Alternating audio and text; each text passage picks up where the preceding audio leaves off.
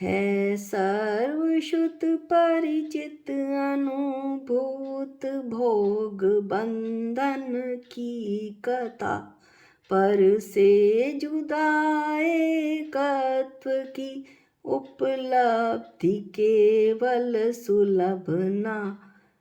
सर्वलोक को भोग बंधन की कथा तो सुलभ है, परिचय में है, लेकिन भिन्न आत्मा का एकत्व होना कि मैं चेतन भगवान आत्मा हूँ, ये कभी ना तो सुना, ना परिचय में आया, ना अनुभव में आया।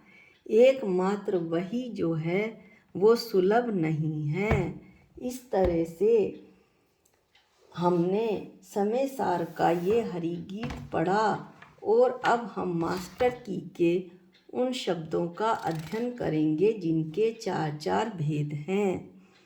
जो पहला शब्द है वो है पुरुषार्थ। पुरुषार्थ के चार भेद हैं, धर्म, अर्थ, काम और मोक्ष। पुरुषार्थ विद्वानों का मत है कि तन, मन, ज्ञान एवं आत्मा के संयोजन से पुरुष बनता है। पुरुष इन चारों की संतुष्टि या पूर्णता के लिए जो उद्यम या कार्य करता है वही पुरुष का पुरुषार्थ कहलाता है। पुरुषार्थ शब्द का शाब्दिक अर्थ है प्रयत्न करने, कार्य करने या उद्यम करने से है। पहला पुरुषार्थ है धर्म। पुरुषार्थ सिद्धांत का प्रथम चरण धर्म है, जो व्यक्ति को उचित और अनुचित में भेद बताकर सद्मार्ग और सद्कर्म पर चलने की प्रेरणा देता है, ताकि मनुष्य का लोक और परलोक में कल्याण हो सके। धर्म शास्त्रों में धारण करने को ही धर्म कहा है। यहाँ धारण करने से तात्पर्य सद्कर्मों, सदाचारों एवं सद्व्यवहार से है। दूसरा है व्यक्ति के जीवन का दूसरा प्रमुख पुरुषार्थ है अर्थ। अर्थ का शाब्दिक अभिप्राय है वस्तु, चीज, पदार्थ। समस्त संसारिक भौतिक वस्तुएं अर्थ के दायरे में आती हैं। वैसे तात्पर्य धन संपदा के साथ साथ भौतिक वस्तुओं एवं भौतिक साधनों से है, जो मनुष्य की संसारिक इच्छाओं की पूर्ति एवं सुख प्रदान करने में सहायक होती है। धर्म शास्त्रों के अनुसार धर्मोचित विधान से अर्थ उपार्जन की अनुमति प्रदान की जाती है, अर्थात समस्त भौतिक वस्तुओं धन संपदा का अर्जन धर्म अनुसार सद्मार्ग से ही करना चाहिए। अगला पुरुषार्थ है तीसरा पुरुषार्थ काम। धर्महीन काम बुद्धि को नष्ट कर देता है, ऐसा शास्त्रों में कहा है। शास्त्र धर्म के अनुसार आचरण के साथ काम की पूर्ति की अनुमति प्रदान करते हैं। काम से जीव संतान उत्पत्ति करके परिवार और समाज के विकास में सहायक होता है। इस प्रकार मोक्ष की प्राप्ति के लिए काम पुरुषार्थ की पूर्ति धर्म की नैतिक संहिता के तहत होनी चाहिए। चौथा पुरुषार्थ है मोक्ष। मोक्ष अर्थात संसारिक बंधनों एवं जन्म मरण के चक्र से मुक्ति। संस्कृत भाषा में मोक्ष शब्द की उत्पत्ति मुक्त धातु से हुई है, जिसका शाब्दिक अर्थ है मुक्त करना या स्वतंत्र करना। इस तरह से सब कर्मों को जिन्होंने नष्ट कर दिया है अपने पुरुषार्थ से, उन्होंने मोक्ष की प्राप्ति, साध्य की प्राप्ति कर ली है। इस प्रकार मोक्ष का अर्थ है आत्मा की मुक्ति। इस तरह हमने पुरुषार्थ के चार भेद पढ़े, धर्म, अर्थ, काम और मोक्ष। अब हम हेत्वाभास के चार भेद पढ़ेंगे। हेत्वाभास के चार भेद हैं असिद्ध हेत्वाभास, विरुद्ध हेत्वाभास, अनेकांतिक हेत्वाभास और आकिंचितकर हेत्वाभास। सुनने में थोड़ा सा कठिन लगता है, परंतु बहुत ही इम्पोर्टेंट इसके 4 जो हैं भेद हैं। हेत्वाभास,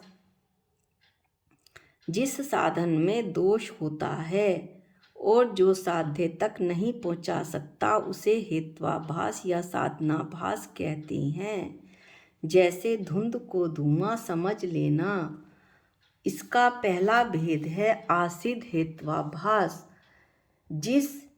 जो अपने साध्य को सिद्ध ना कर सके ऐसे हेतु को हेत्वाभास कहते हैं, या जिसके सद्भाव मौजूदगी में संदेह होता है उसे आसिध हेत्वाभास कहते हैं।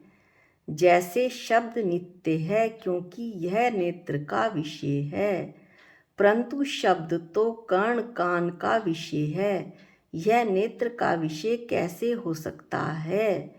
इस कारण नेत्र का विषय यह हेतु आसिध हेत्वाभास है। अब हम इसमें अगला भेद पढ़ते हैं, विरुद्ध हेत्वाभास। साध्य से विरुद्ध पदार्थ के साथ जिसकी व्याप्ति होती है, जिसकी यानी हेतु की, साध्य से विरुद्ध पदार्थ के साथ जिस हेतु की व्याप्ति होती है उसे विरुद्ध हेत्वाभास कहते हैं। जैसे शब्द नित्य है क्योंकि परिणामी है, इस अनुमान में परिणामी की व्याप्ति अनित्य के साथ है, नित्य के साथ नहीं। जबकि नित्यत्व का जो परिणामी हेतु है, परिणामी यानी बदलने वाला, वो विरुद्ध हेत्वाभास है। नित्यत्व है साध्य और परिणामी है साधन या हेतु। तो परिणामी बदलने वाला, नित्य तो हमेशा रहने वाला है। इस तरह से नित्यत्व का जो परिणामी हेतु है वो विरुद्ध हेत्वाभास है। इस तरह हम कह सकते हैं कि नित्य की व्याप्ति तो अपरिणामी के साथ होनी चाहिए, इसलिए ये विरुद्ध हेत्वाभास हुआ। अब तीसरा है अनेकांतिक हेत्वाभास। इसे व्यभिचारी हेत्वाभास भी कहते हैं। जो अपने घर में न रहकर बाहर घूमे, जैसे व्यभिचारिणी स्त्री। जो हेतु पक्ष, सपक्ष और विपक्ष इन तीनों में व्याप्त होता है उसे अनेकांतिक हेत्वाभास कहते हैं। जैसे इस कोठे में धुआं है क्योंकि इसमें अग्नि है। यहाँ अग्नि हेतु पक्ष, सपक्ष और विपक्ष तीनों में व्याप्त होने से अनेकांतिक हेत्वाभास है। इसे हम दृष्टांत के द्वारा समझते हैं। पक्ष, साध्य के रहने के स्थान को पक्ष कहते हैं। अग्नि रसोई घर में पाई जाती है क्योंकि धुआं रसोई घर में से आता है। रसोई अग्नि का स्थान है, इसलिए रसोई अग्नि का पक्ष हुआ। सपक्ष, सपक्ष, पहाड़ पर से धुआं आ रहा है, पहाड़ अग्नि का सपक्ष है क्योंकि वहाँ पर अग्नि होगी चाहे थोड़ी सी हो। ये तो वहाँ जाकर ही पता चलेगा कि अग्नि है या नहीं। तीसरा जो इसका भेद है वो है विपक्ष, गर्म पानी में से धुएं का निकलना। अब यहाँ पर धुआं हेतु तो है लेकिन साध्य अग्नि का अभाव हो गया, इसलिए गर्म पानी अग्नि का विपक्ष विरुद्ध हो गया, इसलिए इसे विपक्ष कहते हैं, विपक्ष हेत्वाभास कहते हैं। अब है चौथा भेद है अकिंचितकर हेत्वाभास। जो हेतु कुछ भी कार्य साध्य की सिद्धि करने में समर्थ नहीं होता उसे अकिंचितकर हेत्वाभास कहते हैं। ऐसे साध्य का यह हेतु कुछ भी करने में समर्थ नहीं है। क्योंकि साध्य की सिद्धि हो चुकी है। जैसे ऑटो वाले ने हमें घर पहुंचा दिया तो अब आटो हमारे लिए जो हेतु था वो आकिंचित कर हेत्वाभास हो गया। वो हमारे किसी काम का नहीं, क्योंकि हम घर पहुंच चुके हैं। सिद्ध भगवान के लिए रतनत्रय, सम्यक दर्शन, सम्यक ज्ञान और सम्यक चारित्र आकिंचित कर हेत्वाभास है, क्योंकि उन्हें साध्य सिद्धपने की प्राप्ति हो चुकी है। इस तरह से हमने हेत्वाभास के 4 भेद पढ़े। अब हम अगला इसमें लेते हैं शिक्षा व्रत। शिक्षा व्रत के भी 4 भेद हैं। एक एक करके हम इनका अध्ययन करेंगे। शिक्षा व्रत, जिसमें त्याग, धर्म की, मुनि व्रत पालन की शिक्षा मिले, वह शिक्षा व्रत कहलाता है।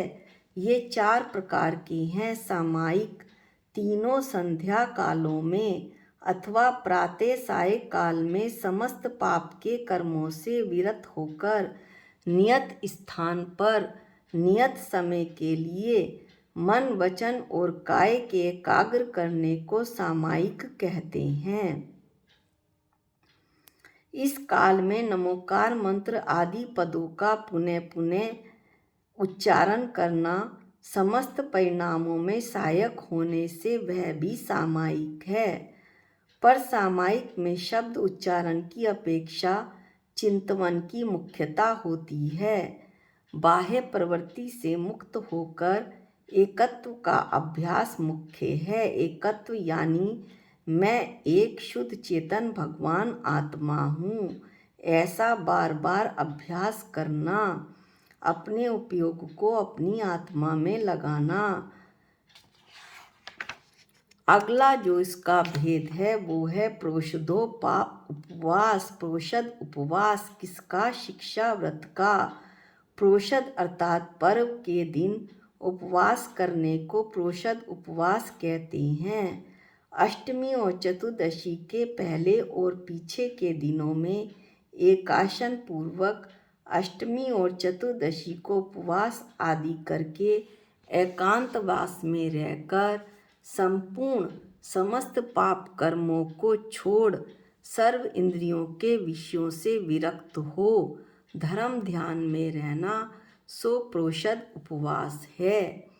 तीसरा है उपभोग परिभोग परिमाण व्रत। खान पान, गंध, माला वगैरह को उपभोग कहते हैं। जो वस्तु एक बार उपयोग में आए, वस्त्र, आभूषण, सवारी, मकान वगैरह को परिभोग कहते हैं। जो बार बार जिसका उपयोग हो, कुछ समय के लिए अथवा जीवन पर्यंत के लिए उपभोग अथवा परिभोग का परिमाण करना। मैं इतने समय तक इतनी वस्तुओं से अपना काम चलाऊंगा, यह उपभोग परिभोग परिमाण व्रत है। चौथा भेद है शिक्षा व्रत का। चौथा, हम शिक्षा व्रत पढ़ रहे हैं। शिक्षा व्रत का चौथा भेद है अतिथि संविभाग व्रत। जो अपने संयम की रक्षा करते हुए विहार करता है उसे अतिथि कहते हैं। जिसके आने का कोई दिन निश्चित नहीं, वह अतिथि है। मोक्ष के लिए तत्पर संयमी पात्रों को, अतिथि को शुद्ध चित्त से निर्दोष आहार, औषधि, कमंडलू, पीछी, शास्त्र, वस्तिका, झोपड़ी टाइप रहने का स्थान दान देना अतिथि संविभाग व्रत है। इस तरह से हमने शिक्षा व्रत के 4 भेद पढ़े। सामायिक, प्रोषद उपवास, उपभोग परिभोग परिमाण व्रत, अतिथि संविभाग व्रत। अब हम केवल एक शब्द का और अध्ययन करेंगे, क्योंकि वीडियो बहुत लंबा होता जाता है और फिर समझने में भी कठिनाई आती है। आहार। आहार के 4 भेद हैं, खाद, स्वाद, लेह और पेय। अब हम इनका एक एक करके अध्ययन करते हैं। आहार 4 प्रकार का होता है, खाद्य, स्वाद, लेह और पेय, जैसा अभी मैंने बताया। खाद्य आहार में चबाकर खाने वाली वस्तुएं जैसे रोटी, दाल इत्यादि आती हैं। स्वाद्य आहार में मिष्ठान, नमकीन आदि वस्तुओं का समावेश होता है जिससे जीभ में स्वाद आए, जैसे चटनी। लेह आहार में लेही के समान गाढ़ी वस्तुओं का, जैसा हलवा, रबड़ी आदि का समावेश होता है। पेय आहार में पीने वाली वस्तुएं आती हैं, जैसे रस, पानी, दूध, लस्सी, ठंडाई, शिकंजी आदि। इस तरह से हमने आहार के 4 भेद पढ़े, खाद्य, स्वाद, लेह और पेय। आज के वीडियो में हम इतना ही अध्ययन करेंगे। आगे के वीडियो में आगे के शब्दों का अध्ययन करेंगे। निज निधि निज में बताई, ये अनंत उपकार है। इसके लिए जिन वाणी माँ को वंदनानंत बार है, वंदनानंत बार है। सबको जय जिनेंद्र।